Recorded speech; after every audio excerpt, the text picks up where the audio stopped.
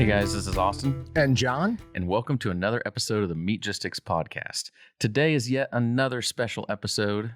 It's been a couple since we've had a special episode then, maybe. I think just one. Just one? Okay, 1, 2, that's still a couple. Sure. But today we have Allie Walton here. So for those of you that are watching on YouTube, you can see her. You'll get to hear from her in a second. But sorry, Allie, we always have to do the most important thing of the day, and that is the beer of the day. So I'll start first and we'll run down the table, let everybody know what you got, what you think of it, and go from there. So I have the Odell IPA. This is just a very simple, plain, standard IPA. Probably one of the first IPAs I'd ever had. Odell is just, it's a good, solid brand. I don't think there's anything fancy about it, but this one is maybe second in my list of like standard IPAs, right behind Walnut River's High Beam IPA. So still good, not as good as Walnut River, but not a bad beer. What do you got, Allie? Am I going? Okay, so I told Austin that I just wanted something that was light because I didn't really want something super heavy. So he picked me up an Odell Brewing Good Behavior Crushable IPA. It's only 110 calories, which is kind of fantastic, which it's almost like seltzer level with calories, but also still tastes good because, I mean, not that seltzers don't taste good, but it's an IPA, so it tastes like an IPA, and it's only 4%, so nice and light. Yeah. So I went back to something we started with, the King Sue Double India IPA. It's one of the first beers Austin got for me. One of the first IPAs I liked. When I popped it open, I took a sip, and I was immediately disappointed, but then I lowered my expectations again, and since that first sip, I have enjoyed it. That's good. Toppling Goliath. I mean, we've done a couple of things from them. Toppling Goliath. Like knocking Goliath over. So I kind of like that. But yeah, that's a cool name. It's for an India Pale Ale. If you don't like IPAs because you think they're real flowery or bitter, this one's really pretty drinkable. Yeah, and I would like to make a special note today that the entire table is drinking IPAs. I was gonna say, are we all drinking IPAs? Yeah. So I mean, it's a day. I It's a will day choose to for that. celebrate. Now I see some sausages on the table, and I see some Austin Sweat. So these were done on a grill outside, I assume. Yes. Yeah. I lied when I told you I was going to do like a breakfast sausage or something today. I went in the deep, dark hole of my freezer. Oh yeah. And I found something that I now feel kind of bad about because, one, it might be a little old, and I overcooked it. Okay. So I don't care about either. The outside's probably just going to be a little tough. Sure. But you get to the inside, still be good. Fine. It looks a little wrinkly, but like as long as it's still warm, it'll be fine. But also, you called it mystery meat, yeah? Yeah, mystery meat. Like that kind of concerns me. But I think I trust you. I mean, it has to be something that we sell normally, so it's not like we're doing something funky with it. Okay, so it has to be a normal seasoning we sell. Okay. Either I'm really hungry or these are really good. They're really good. They're definitely, the casing's a little beat up. Yeah. Wait, so is it a guessing? Like, are you guessing what it is? Uh-huh. Okay. So whoever loses, get in there, Allie. Okay. After John guesses, you can Which one? share your guess if you want. If John guesses right, I have to take a shot of like the most disgusting liquor on the face of this planet. If John guesses and he's wrong, he has to take a shot of what is, I think, the most disgusting liquor on the face of this planet. So, It's up there for sure. All right. is anything coming to mind? Yeah, I've got two things that are coming to mind. One of them, if this was cheddar cheese, I would have 100% guessed that these were cheeseburger cheddar wurst. But nobody has ever made that and not added cheddar. So, or are you lying about the fact that you got them out of the deep dark of your freezer? No, I did. Okay. They came out of my freezer. Okay. Now, they came from another freezer at some point in time, but they did come out of my freezer. I'm going to say it's Jerry's brat. Oh, my goodness. No. It's not Jerry's brat, but my heart was racing there. These are Chicago brat. Oh, Dang it, I was gonna guess. Oh, sorry.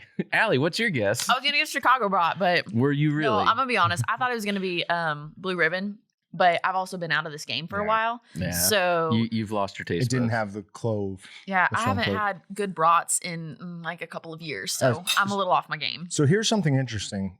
When I first had the Chicago brat, I did not care for it, but those are actually really delicious. Okay, so what makes it Chicago? The seasonings they add to it, I know one of them is lemon oil. And I remember picking that up real strong when we first made them, but I don't taste any real strong citrus in there. But yeah, no, all around, No. that is a great all around brat. Yeah. It's good. We need to start pushing that more because that is really good. It feels like a crowd pleaser, like a brat that everybody would love. Or am I just super hungry? No, it's good. It's good. No, It's good. good. Okay. Even Also, though I said I haven't had good brats in like 2 years, so that'll that happen. could also be part of it. I would almost say that is kind of a tamer blue ribbon.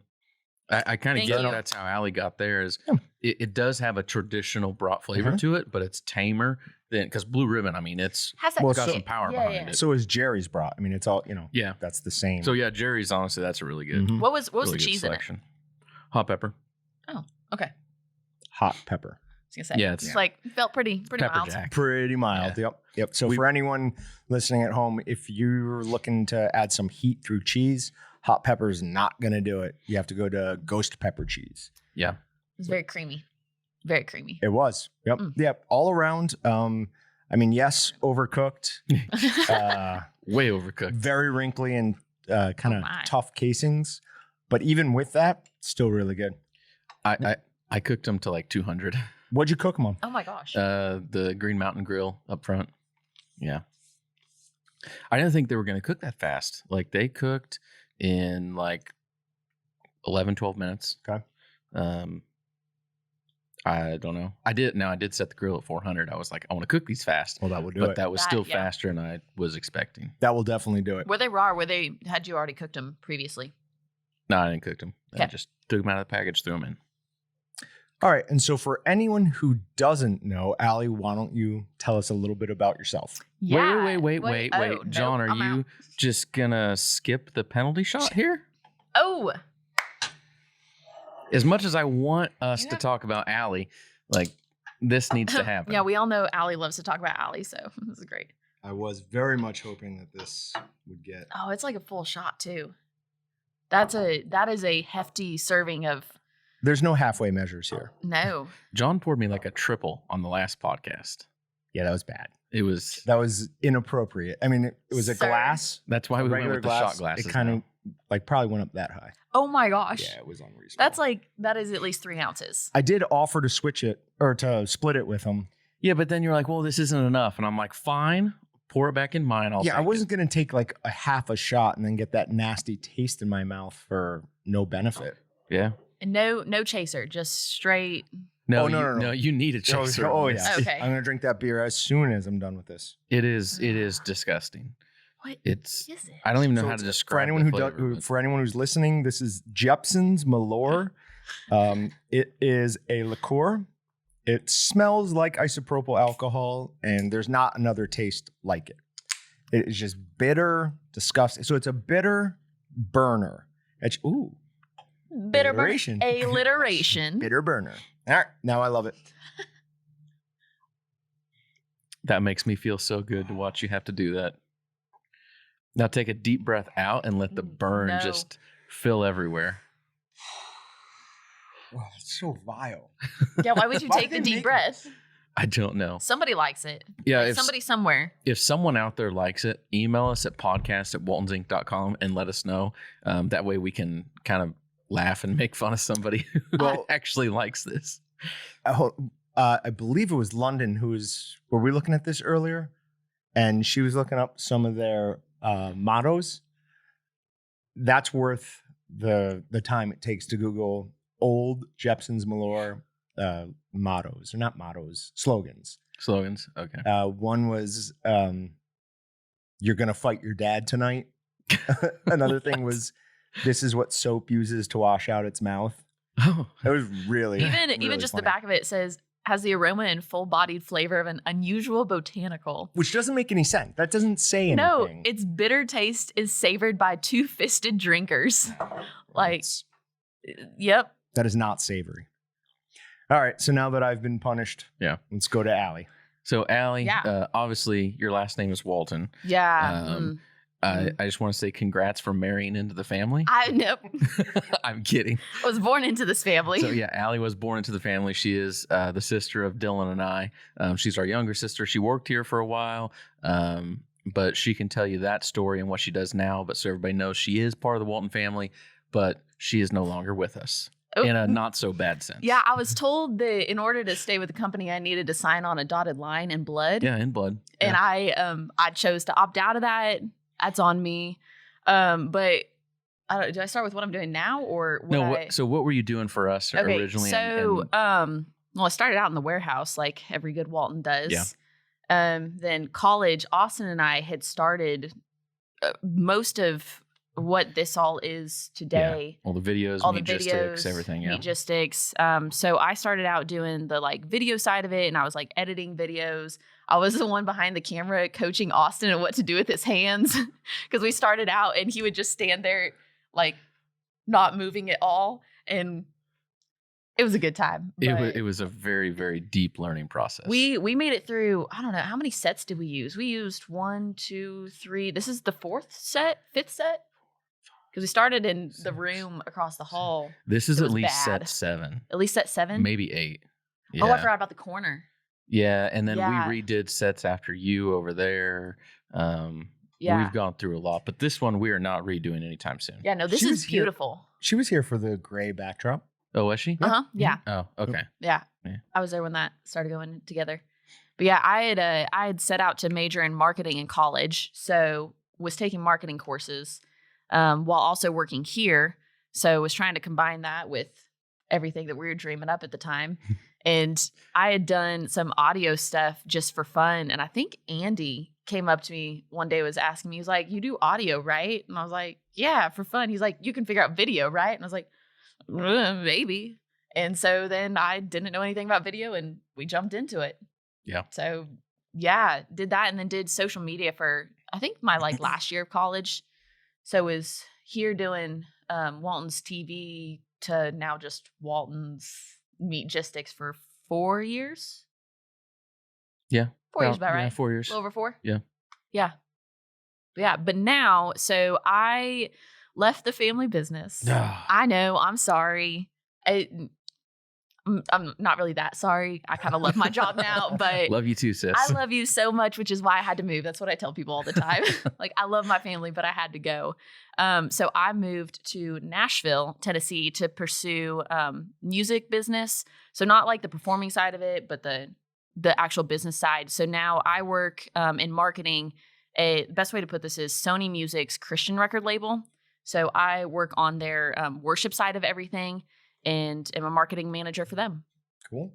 Yeah. But we at least had you on today because you still have knowledge and experience in the whole meat industry here. So oh yeah, you at least have something to still contribute and provide. Like you were at least saying some good things after tasting the sausage. I was pretty close. It wasn't bad. Yeah. I mean, you spend, I left here when I was 21, so I've been out for 2 years. So it's been 21 years of my life in the meat processing industry. Yeah. Like you pick up on things whether you want to or not. Can I get into like the commercial side of meat processing? No. But can I guess a brats seasoning? Yeah. Also no. Sometimes. Oh, apparently no. I can't do that either. Right, so no. You can get close.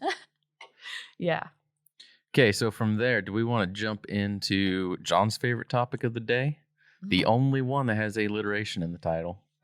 Alliteration. I'm sure there are alliteration. Oh, there's 2. Meat matters. Yeah. Sorry, I just screwed things up. I forget about that one. Alliteration is the only thing you guys use now, just for everything. It's basically our business plan. Okay. Yeah. Alliteration. Okay. Yeah. Let's hop into meat matters. The number one thing is something that I'm going to try not to be angry over, but this article was sent to both of us and it drove me up a wall. I'll go ahead and post a link to the article. I don't even know if I want to. I wouldn't post a link to it. All right. So there's an article give any that more you traffic. can find called The Dark Truth Behind Beef Jerky. And it is so riddled with propaganda. Yeah. And misconceptions, myths. just absolute nonsense facts and references so many debunked studies that it started making my blood boil. So I actually went through and did kind of a point by point. Yeah, refuting. John never writes this much in preparation for a podcast. Like I knew it immediately when I saw that. I'm like, oh, John got into angry. this. I was getting heated. That's a lot of bullet points. But let's listen. Let's just read the first one. Beef jerky can affect your mental health. Now, I agree with that.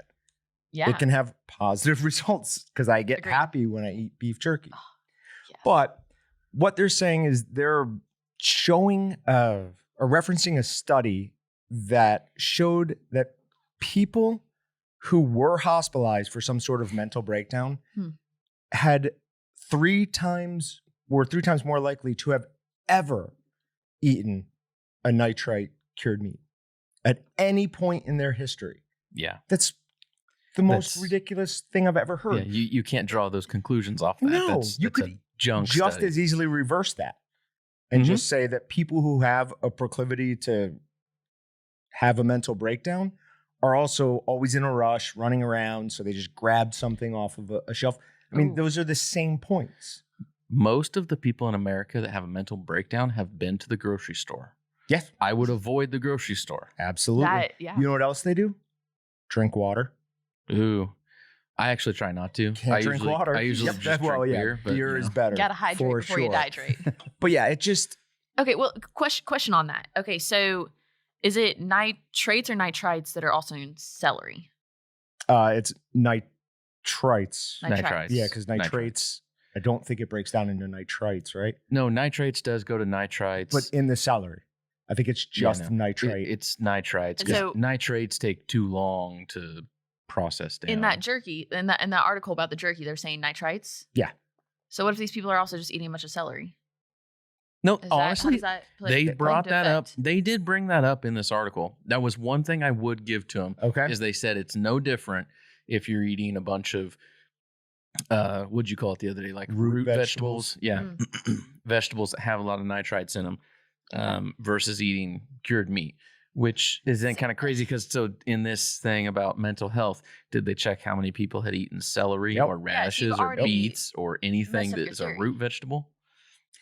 And you're also relying on people's memory and honesty for that. Any study done with Food Journal, throw it right out. Don't pay any attention to it. It has been proven time and time again that people lie on those food journals. They'll do it either to make themselves look better or, and this is even worse, to give the researcher what they wanted. Yeah. People will absolutely do that. So I mean, I lie on my calorie count tracker like every day. And no one else looks at it. Just so that way I can like drink my coffee in the morning with cream or something. Nobody else looks at it and you're still like, probably half a serving. I'm going to need another cookie for the day. That's only like 50 more calories. And that's lying to yourself. I mean, that's way, well, I don't know. I would say that's way harder than lying to somebody else on a research paper. But now I do 100% believe that your diet has something to do with your mental state. Absolutely. Oh, yeah. You are what you eat 100%. Do you remember when I was doing the intermittent fasting? Yeah. And I wouldn't eat anything till like 11 o'clock. Uh-huh. I had never felt better. I had tons of energy. I thought a lot clearer. Except for when it was like 10:45 and you really wanted food and would get a little hangry. Yeah, well, that still happens That's from time to time. But no, I've kind of reached the weight I wanted to reach. So I'm just like, perfect. Kind of eat whatever I want. Right? Yeah. To a certain degree. Yeah. But I reached the weight I wanted and I went right past it. Oh my gosh. Then another one, this is going to follow on what we were just talking about, is that beef jerky has been linked to cancer. Again, this is another one of those studies that they reference that is 100% based on food diaries. So again, just ignore those. They are not helpful. I mean, this is not me saying this. There are lots of other counterpoints to these studies that have come out and said, well, you're only looking at this. You're not paying any attention to how many Mhm. fast food cheeseburgers they eat, Yeah. how much Yeah. beer they're drinking, what the rest of their life is. You're just saying, oh, you ate red meat or cured meat, you're in this. Yeah, I think one of the points you wrote down and I that I really like is that they don't pay attention to anything else that's in there and what common things are there because what if someone ate beef jerky but the rest of their diet was french fries forever? Yeah. I mean, you're not going to have good health benefits out of that. So it has to be a holistic approach. And it also should probably be something where someone else is monitoring it, Yeah, not for a sure. self-reported type of thing. Which makes it basically impossible. Yeah. I mean, unless you're going to actually take the time to put people in an environment you can 100% control, they never leave, or when they leave, they're monitored. Like, it's just never going to work. So Yeah. all of this is nonsense. The next one is, This is my favorite. Oh gosh, guys, what I don't know if you is- know this or not, but beef jerky is shrinking the Amazon rainforest. Oh my No gosh. way. I like the Amazon trees. You like trees? I love And trees. cute little animals. Yeah, and Well, monkeys. stop eating and- beef jerky. Yeah, I can't do that. So Wait, yeah, I have The- so many questions on this. Please elaborate on this statement. the narrowness of thought and how they're trying to shape this is so ridiculous. For one, a lot of beef jerky comes from cuts that have no other value. It's not beef jerky that these cows are being raised for. Yeah. It is steaks. It's things of that. A lot of the beef jerky is a byproduct of that. It's a way to use all of the animal. So if Sounds you resourceful. right, yes, it really is. The fact that you're trying to blame beef jerky on the reduction of the Amazon rainforest, when really it's world markets, it's beef demand, it's just dishonest. What? Go ahead. How do they even like? What's making the Amazon rainforest shrink within that process? Like, I don't understand those dots that are connecting. Okay, fair enough. So in South America, they are having an ever expanding beef market, and to get land for the beef, they're cutting into the Amazon rainforest to give them more grazing land. Okay, that at least connects some dots in a way that we're not getting connected before. Because I'm thinking like in Kansas, like Kansas farmers connected to Amazon rainforest. That just Right. was not adding up at all. And I mean, there are some valid points there. I think it's a little alarmist to say that the beef industry is part of the Yeah. reason that that's Yeah. being done. That's one of the things you got to look at is there's a lot of good points in any argument. Uh-huh. Well, I shouldn't say any, most arguments. But you have to take them as a holistic approach and say, are they all good? And do they all point to this final conjecture over what's going on? Yeah. And you can't say that beef jerky's killing the rainforest.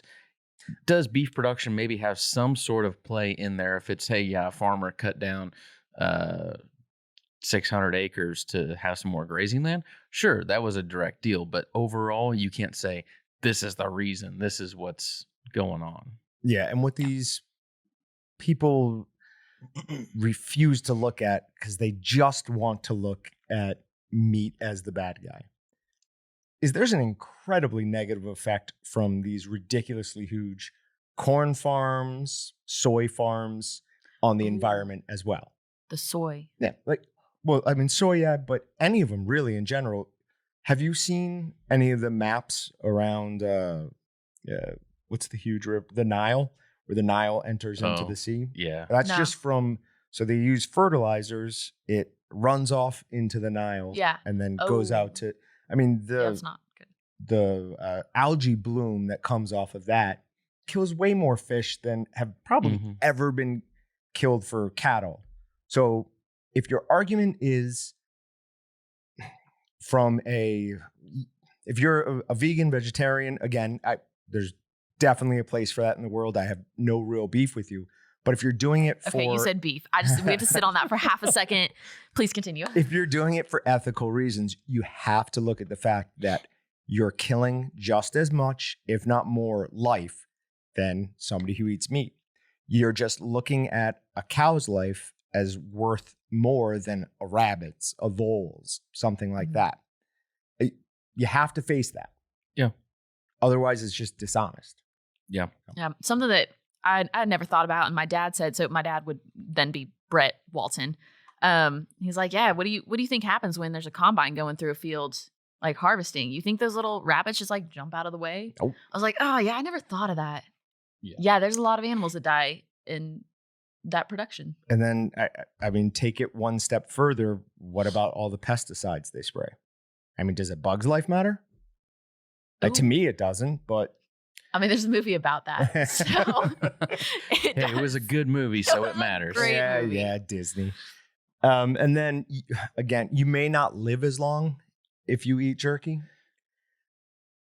I Is that a want to red meat know thing? what else can we do right now to get John riled up, Yeah. because he is shaking. I'm going right now. from here to the gym. Aliens. I got I nothing. I don't was just see thinking that would the- maybe like spark something. No, I don't know. No, Okay. Okay, never aliens are fine with me. They're they're living among us already, so it's okay. I think the government announced that this year anyway, right? Did they? That there were UFOs. That UFOs are real They're on to within me. the midst of all the 2020 things that have happened. Yeah, no. I don't remember if that was but a joke they're or just not. calling them. I It's just not think even it's funny. UFOs. They call them UAVs, unidentified vehicles. See, I got him. I got him. So that again is a food journal nonsense. It doesn't even deserve a response. Here we go. Beef jerky is loaded with sodium. Yep, sure is.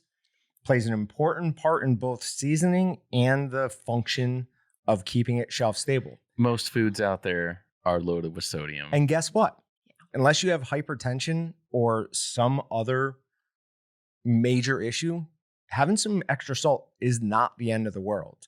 Yeah. And they're treating this like beef jerky is going to be a staple of your diet. I don't know anyone who beef jerky is like, no, I it's eat this every day. It's No. a snack. You, Right. you buy the 2-ounce package from the convenience store most of the time. I think that's how most people get their jerky. Yeah. Is a simple store like that, and they eat an ounce or two. Yep. Yeah. No problem. And then they might not have it again for a month. I mean, it's unbelievably ridiculous. And then the last one that I think I bothered to refute because I just was getting, no, I've got one more after this.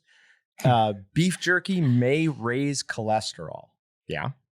So what if it does? A, cholesterol is the building blocks for every cell in your body. Yeah. B, they're starting to prove that what you eat, your dietary cholesterol, may have zero effect, not little effect, but zero effect on the cholesterol in your blood, which is what everyone's concerned about. So what causes that? Stress. Cortisol starts off some process that ends up in cholesterol in your blood. That's what causes heart attacks. So yeah, that is bad. But the cholesterol you eat has almost and maybe nothing to do with it. That's why they no longer say, no, just eat egg whites. They're like, yeah, have the yolk. That's Yeah. the good cholesterol that you need. Yeah. I want to say Weight Watchers or one of those like eat this, don't eat that websites has made a whole egg, not an egg white, a 0-point food, which is just eat Awesome. as much as you want. Interesting. I love eggs. So it has just makes me angry. It really does. It's just they're lying to people for clicks. You can also point out the fact that beef jerky is like barely any fat. Yeah. So Well, like, none really. yeah. Yeah, I mean, lots you of don't protein. want fat in there. Oh, you don't want fat in jerky. Yeah. Yes. Yeah. Yes, accurate. Because it won't. The lean, we know exactly what it will do. The fat is a different process. Yeah. May end up tasting really good, but can definitely yeah. go foul on you. So our next article up for today, this is one that is kind of similar to things we've talked about in the past, but with a different kind of bit to it, is that COVID is making more young people shop at butcher shops, the local locker, meat market, etc. We've talked about more people shopping at them in particular, but now they're saying that it's specifically more young people, which Interesting. that has me excited because a lot of times you see the younger crowd that is a little more hesitant to Spend money. yeah, well, Well, spend spend money. money on I will that. jump on that I am very hesitant to spend money on. Food. Yeah. Right. I budget hard. Sure. Yeah.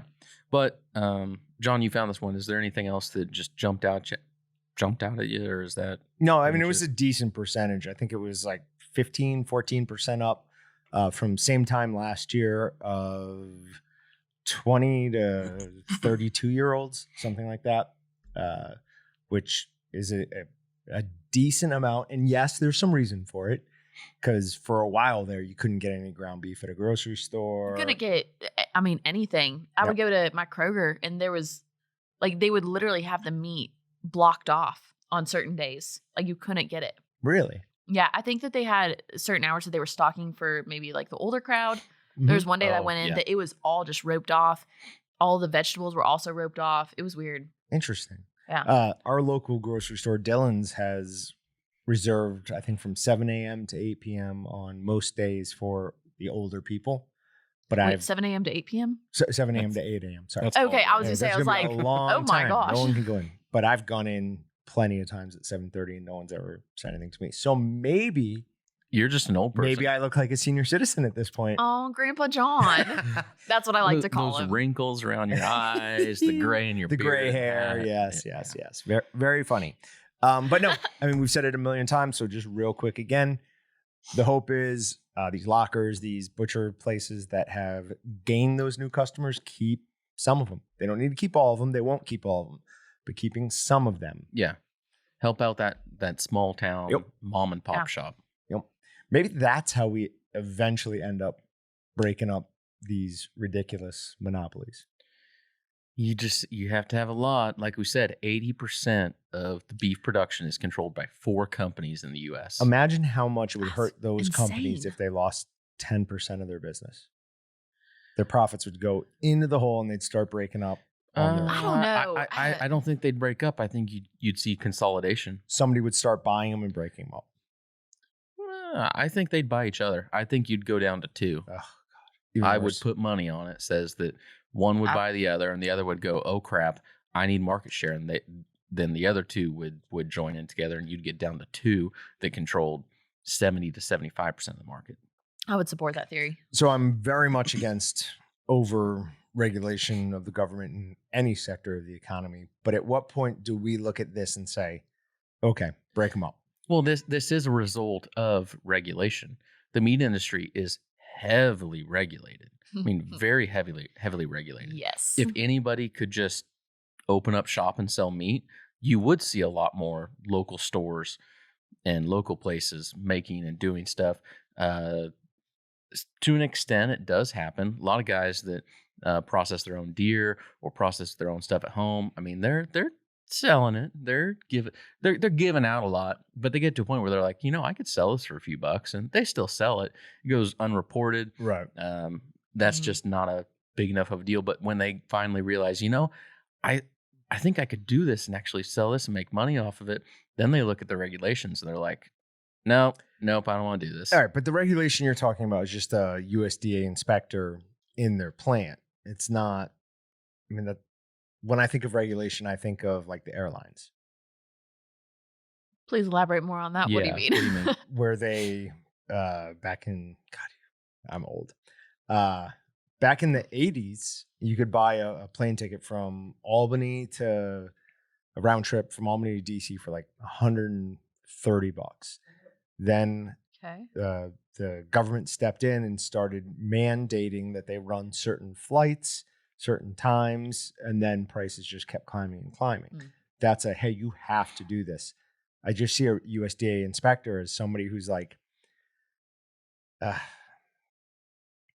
don't, throw that piece of meat out. Don't, that's bad, yada, yada. Okay. I think They there's a do lot more than that. Okay. So, Yeah. all right. So I'm not understanding fully what a USDA inspector does. Someday we may have to talk to somebody. That's what I was going to say. We need to get a USDA inspector and a plant owner in here. If we could do that, that would be awesome. But to do that would get very difficult. We'll put a cover over the USDA inspector's face and like a voice modulator. We can Yeah. blur him out and Yeah. voice modulate him. Yeah. All right, we'll find one. Okay. Right, Definitely so got to be cool. that guy from down in Texas who wouldn't let the customer use the vacuum bag with the comma out of place. We gotta What? find that guy. Yeah, that's really Okay, dumb. I That's the do. guy we I do gotta need to find. know about this a little bit. What happened? So when I worked in customer service, I talked to a customer who was called in one day and was just losing his mind, freaking out. And it was because on our vacuum bags, we used the Oxford comma, which is a comma right before an and. Yes. The USDA inspector in his plant down in Texas would not let him use and I believe sell any of the product he'd already put in those bags because there shouldn't have been a comma there in his mind. No. No. Okay, that's messed up. That's insane. That's somebody who just has a power problem and should never have been given any power ever. Yeah. But So last story of the day in Meat Matters is coming to us from Impossible Foods. I find this one very entertaining and I chuckle as I read it. In that Impossible Foods, their CEO is claiming that the meat industry will be gone within 15 years. I'm pretty sure that all of us listening to this podcast and us at the table right now can attest that that's not going to happen. There's too many people that they want to make their own stuff at home. They're deer hunters. They're going to the store to specifically buy beef that you cannot, like Impossible Meat and like Beyond Beef. They've done a decent job, I'd say, at imitating some of the ground products. John and I had some. I actually made that as mystery meat for one of our shows, and it wasn't bad. But when you taste it next to something that is normal meat, you're like, okay, yep, I can tell the difference. It's not the same. People won't accept that. And then how do they do a whole muscle cut? People aren't going to stop eating steak, steak or chicken. Like so many people eat chicken, tons and tons and tons and tons of chicken. Even that one, like most people don't give chicken a bad name. I want to say it's usually red meat that people complain about, but you're not gonna see people stop eating any of that stuff. If they get rid of chicken, like that is my main food group is chicken and broccoli. So if that goes away, I literally don't know what I'll do. no, something really drastic would have to happen to actually force this to occur. There's just it's an unreasonable statement, and I get it from where he's coming from. But yeah, their market share is growing, but it's going to cap, and it's going to cap soon. Yeah. There are a certain number of people who are willing to try something like that, and I am.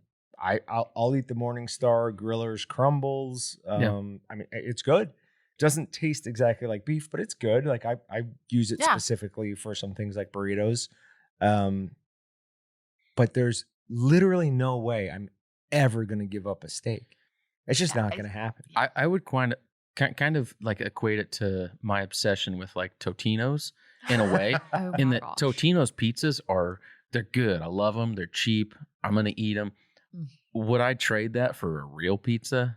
No, not any day of the week. Right. Depends on the time of day. On the other hand, the reason I eat Totino's is because they are cheap and easy. Problem with Beyond Beef and Impossible Foods is they're not cheap. It is not. They're what, $9 a pound? Yeah, $9 a pound versus ground beef is high right now, but it was still ground beef is still like $4 a pound. And it's high right now. Yeah, and it's high. So yeah, you can buy your own beef chuck, whatever you want, and make your own ground beef at home for, $1 something a pound. So last thing on that, I do think it is just a marketing ploy. Sure. They say stuff, they say wild things like that to get in the news. That's how they advertise. So I think some of it is just blowing smoke because they know they're going to get recognized by it and it's going to grow their brand. So I don't think people, when they say that, they're always truly believing it. Right. I think it's done from a marketing perspective. So yep, makes sense. That does make sense. Allie, would you agree? Marketing person? I mean, with my marketing expertise, I would agree on that. Especially, I mean, I work with a lot of more public related things with artists. It's just sometimes it's the whole like no publicity, bad publicity thing is not true. But anytime you can get into the public's eye and say something to get attention. Yep. Attention's great. But we agree. It's not the no publicity is bad publicity thing is false. Yes? Yes. Yes. Yes. Agree. Yeah. We were talking about that a couple partially agree. Month ago or so. Yeah, I think you do mostly agree with that. Wait, no publicity is bad publicity? No, there's no such thing as bad publicity. Yeah. No, there's I definitely there's absolutely such thing as bad publicity. Yep, for sure. Agreed. So before we go into, we're going to combine featured products and meat hacks this week. Let's talk to Allie, somebody who's been in the meat processing industry in some way, basically her entire life. Let's get a favorite recipe. Okay. I will throw out, my dad joined into this company with my grandpa when the year that I was born. So literally, this has been my entire life. Okay. Favorite recipe. I love doing. Were you getting ready to I mix know. or something? Okay, so I talk She with was my looking hands a for lot. her record depths. If you're watching the video, like, you got to get the hands ready. But anyway, pulled pork. Pulled pork is the thing that I make. So I live in a little 2-bedroom condo. So it's not like I can just go grill anytime. That's not the easiest thing ever in the city. So I also don't have a grinder set up yet. So not making a ton of huge products, but do like making a good pork butt. So I always use, John wrote a Meatgistics blog probably about 2 years ago it was sous vide versus I think just regular smoking smoking a butt. So I did one a few weeks ago with a group of friends. And so the idea was we're going to start it out in the sous vide. So I'd cook it for 24 hours in my place and then take it over to their place to finish it off on a charcoal grill. So did the sous vide of the pork butt, actually injected it with paws first, which we talked about this back in the day, but you like paws injected better. And I like butter. Butter rump. Butter rump. Oh, I always butter flavored roast beef. Butter flavored roast beef. I just call it the delicious butter stuff. But it was amazing. But I still like the butter better. No. Yeah. Then why Butter's did you better. use mine? Because I wanted to give it a shot because I trust you. No, it's definitely better. It does It have a was good good. flavor, but there's so much more salt in the butter I like flavor the extra seasoning salt. that it breaks it down. It does. Their I salt think it does is a better so job. tender. They're both salt. No. I can not put a ton of salt on things. Austin is a salt addict. Let's not let me in on this. Like Restaurants we don't are like me separate. because I empty the whole salt shaker when I eat meals. Yeah, that's terrifying. It is actually. Clog all the arteries. I I don't know. We used to say that as a joke, so it just kind of stuck. Anyway, so I took the paws, injected it, and then cooked it for 24 hours at 165. Took it out, threw in the oven for like an hour and a half because I was just trying to get it up to temp a little bit faster because I wanted it to get to 190. But that just, it wasn't going to get there in the sous vide fast enough. And what'd you have your sous vide set to? I had sous vide at 165. Okay. So like I was purposely cooking it low. Okay. And then, so once I took it out of the sous vide, put it into a little foil container, covered it with Kansas City rump rub because it's good. We will both agree that is amazing on the outside of it. Then took that, put it in the oven, took it out of the oven, drove across town to a friend's house because, I don't have a grill. They do. I did a charcoal grill setup where the charcoal was all on one side, had the pork butt on the other side of the grill, so it wasn't at least complete direct heat. An indirect cook. Yeah. Yes, indirect cook.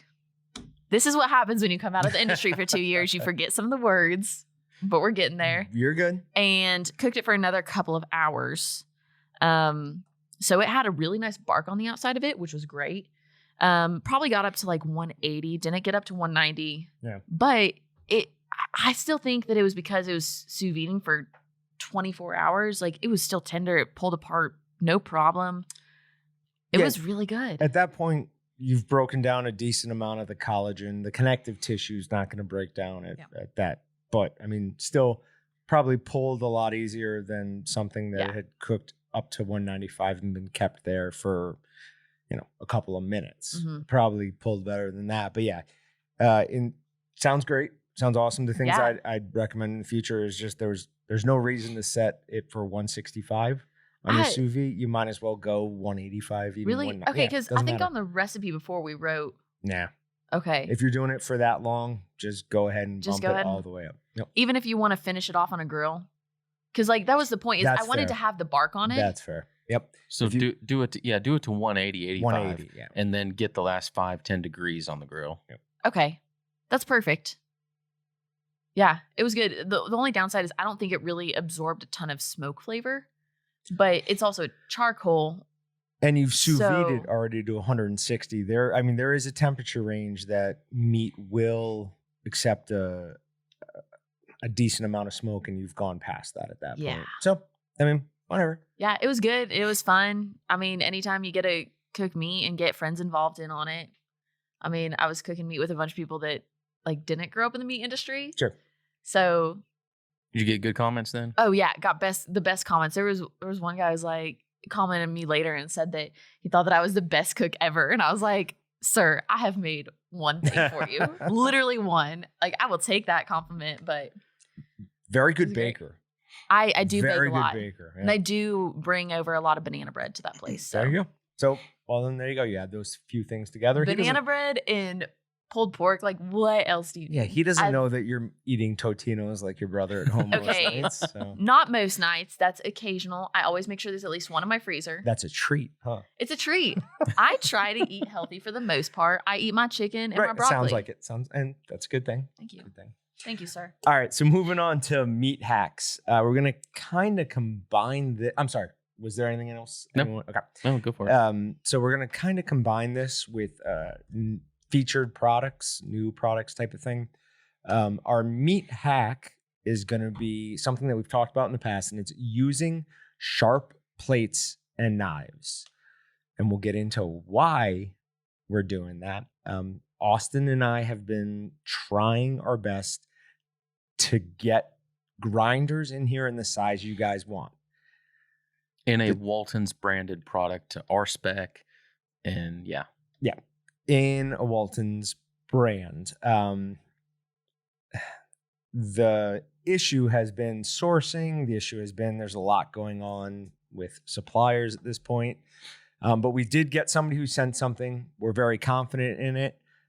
We tried it, gave them a few notes. They made some changes, sent it back to us. And first grind on what I tried, it worked like a dream. I mean, it went right through the meat. It was awesome. Second grind through a 3/16 plate. And immediately I just wasn't happy with how the meat was looking. It looked really bad. Yeah, it was jamming up on the plate, and it was clearly not being pushed through the plate. It was being pushed to the plate. Oh. So then on the backside, instead of like nice long strands, it'd go about a half an inch out, and then all of a sudden just start like buckling up. Yeah. And it looked terrible. It was not appealing. The very technical term I use is it was mushing the meat. It was mushing the meat. So stopped that, froze some of the meat, and we're just like, we'll try it again frozen just to see what happens. So we had 20-something pounds.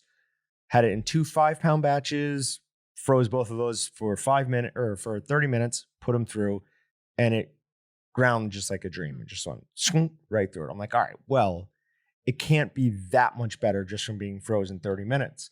So I took the rest of it, which I hadn't froze at all, and I put it through it, and it just ran literally right through it. Like no problems. It looked absolutely beautiful. So what we figured out was it was a 2-sided plate. One side of the plate that they had sent us was extremely dull. Yeah, it was really bad. Incredibly dull.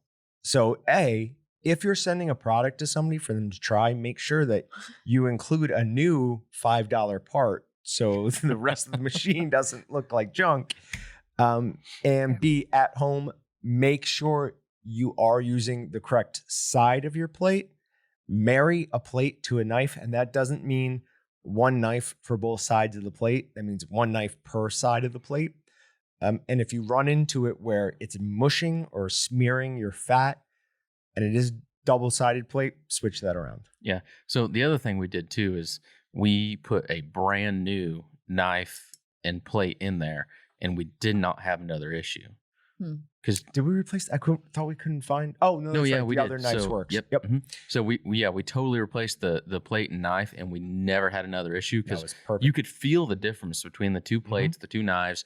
It was drastic. Yeah. But having that super sharp plate and knife, the meat was coming through there faster than I've seen most grinders. What did we say we did?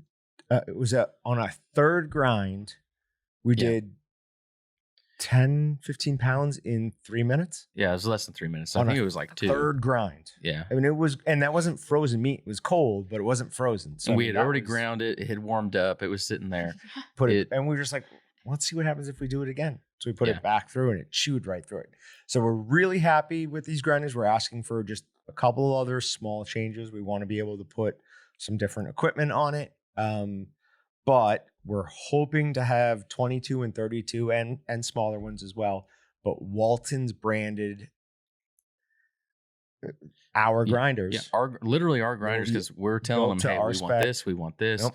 We're changing them. They're doing what we want with them. We're not just taking someone else's grinder on the market and going, hey, buy this is one. ours. This is what John and I have sat down and gone, this is what we need. Mhm. They're like, okay, let's get it. And we've made several revisions, and hopefully, I think this is the last one with a couple tweaks that are nothing too super, nothing too major, but we hope to have these ones in by the holiday season, before the holiday Yep. season. So In all honesty, if they make that one last change on the size of the bolt, I think we're good. even if they don't, I don't think it's a deal breaker. Okay. It's not ideal, but I'd be happy with it still. You're going to see me unpacking each individual one and filing those down so they Yeah. work. But no, yeah. So that is going to be awesome. Looking forward to that. Cannot wait to have those. If And- we do that, we might have another equipment fire sale out of the test kitchen, studio kitchen here. Fire sale? Yeah.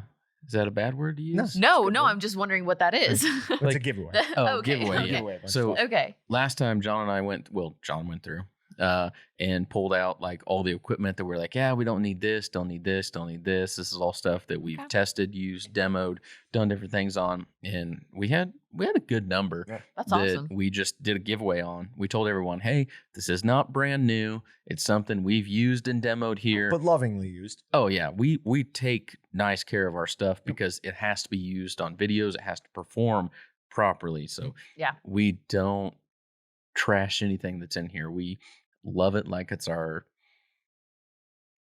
family member. Okay. I thought Next you were door gonna say neighbor. Child. Yeah. I don't care about that at all. Now, a couple things. One, I did give away a bunch of the stuff to the showroom to sell, or the retail shop to sell. Oh, So I yeah, can get some of that back. But we would definitely be giving away a Weston Pro 22. yeah, Be giving away an 11-pound sausage stuffer. yeah, Nice. I'd replace the gearbox on that before I sent it out. probably. For Yeah. sure. Yep, I definitely would. But yeah, no, I put everything else up front to sell. Is Cool. that slicer the new one? That's ours. Did we That- already that- get that will be rid the of one that's new. the old one? did. Okay. So everything else, I don't know.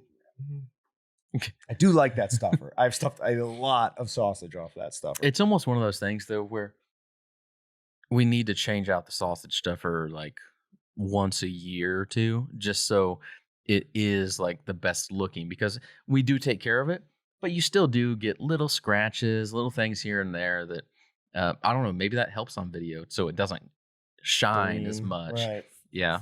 But Is that the stuffer that you guys shot apples all over the room with? Same one. yeah. Yep. Yeah. Same one. Okay. Were Same you one. here for that? I was in class at the time, Okay. but I came in the aftermath where there were apples literally everywhere. So quick story on that, and then I think we'll wrap up. For a while, about 2.5 years ago on Meatgistics, people were trying to see if we could use our stuffer as like an apple press. Yeah, sounded great. Sounded awesome. Yeah. So Austin and I went out. We bought a cheesecloth. Can't remember what else it was, like something like that. And our thought was, we'll load the stuffing tube up with that. We'll put a bunch of that at the bottom. Uh-huh. Then we'll load it up with cut in half Granny Smith apples. We'll crank it down, and then No, we ground the apples. Did we Yeah, grind it I think first? they Yeah. were ground. Yeah, because what was on the ceiling and everywhere was applesauce. okay. All right, so we ground the apples first, and then we put it into the. That's right. Yep. Then we put it into the grinder, and the thought was the pulp will get caught and the juice will go through. So we're doing it, and we've got something underneath the spigot where the tube came out, and we were expecting just to see like a slow trickle of that. Well, it started coming out, but it started coming out where the tube met the unit. So it's Yeah. coming right there. So we just moved the container and it was going like perfectly fine. And Austin had his finger in the stuffing tube at the end. And I remember seeing at one point his finger like get pushed back, kind of, but he got it back in there real quick. I was like, huh, that's interesting.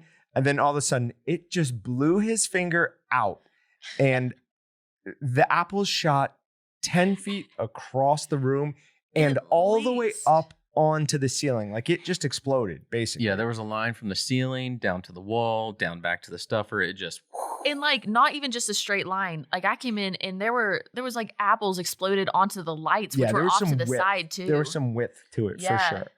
I do want to say that light cover that's right what I was there telling them the still other day. has That's applesauce on apple residue. And I honestly, since I've worked here, I've definitely never laughed that hard.